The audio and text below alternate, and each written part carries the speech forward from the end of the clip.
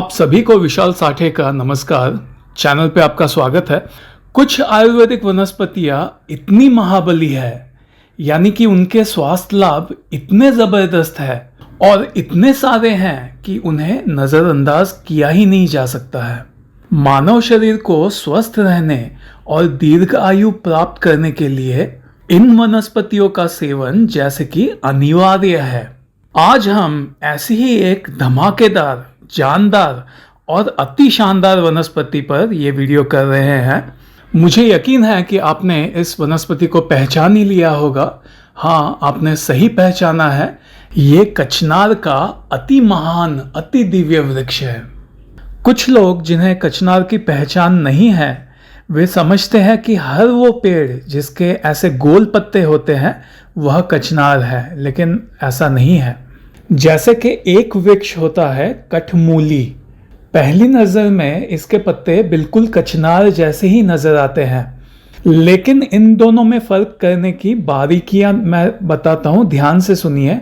कठमूली के जो पत्ते होते हैं वो कचनार के कंपैरिजन में आकार में थोड़े से छोटे होते हैं, और इसके अलावा इसका पत्ता कचनार के कंपैरिजन में थोड़ा सा डार्क ग्रीन होता है और थोड़ा सा कड़ा होता है।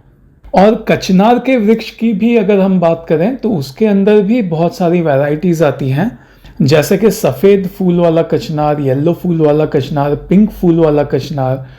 ज़्यादातर औषधि कार्य में पिंक फूल वाला कचनार यूज़ किया जाता है।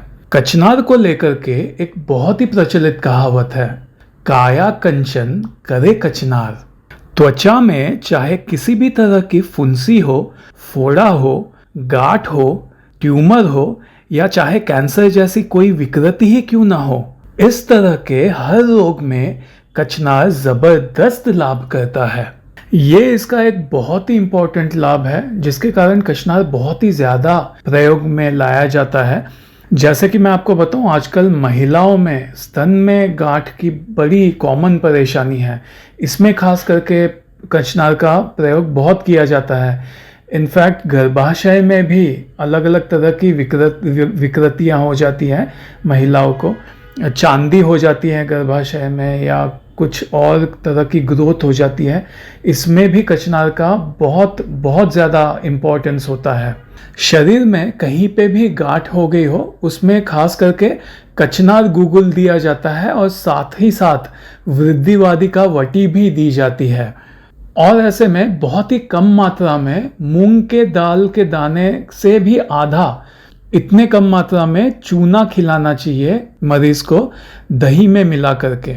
इससे भी गांठों को घोलने में, उनको ख़त्म करने में बहुत ही मदद मिलती है। और एक कचनार का बहुत ही महत्वपूर्ण एप्लीकेशन याद रखिए, जहाँ पे भी मरीज को आपको नज़र आ रहा हो कि हार्मोनल इम्बैलेंस है, वहाँ पे कचनार खास करके यूज़ होता है।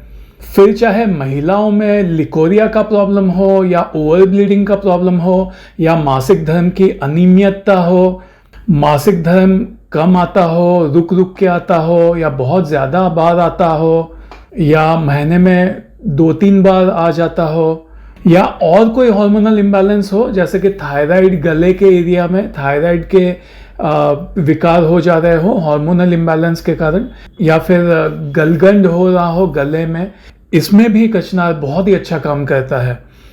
और एक बहुत ही महत्वपूर्ण बात मैं आपको बताता हूँ, ध्यान से सुनिए। हर तरह के हार्मोनल इम्बैलेंस में या तो स्वमूत्र या तो गौमूत्र, ये एकदम रामबाण है। कचनार गुगुल के साथ साथ अगर मरीज को आप ये प्रयोग भी करवाते हैं तो मरीज बड़े तेजी से ठीक होगा। और एक एरिया है जिसमें खास करके कचनार का सीधा एप्लीकेशन है, बहुत ही ज़्यादा एप्लीकेशन है, वो है पुरुषों में प्रोस्टेट का बढ़ जाना।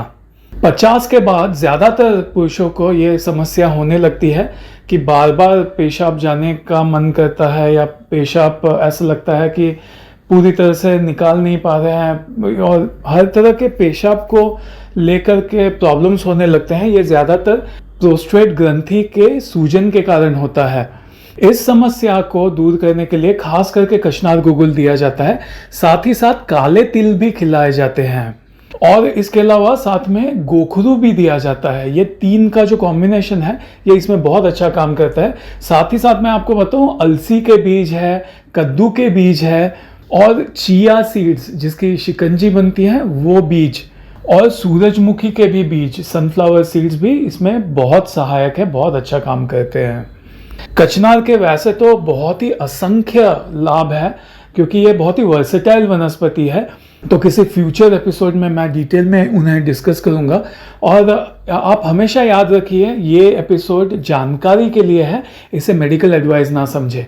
तो अगले एपिसोड तक विशाल साठे को दीजिए इजाजत। बाय।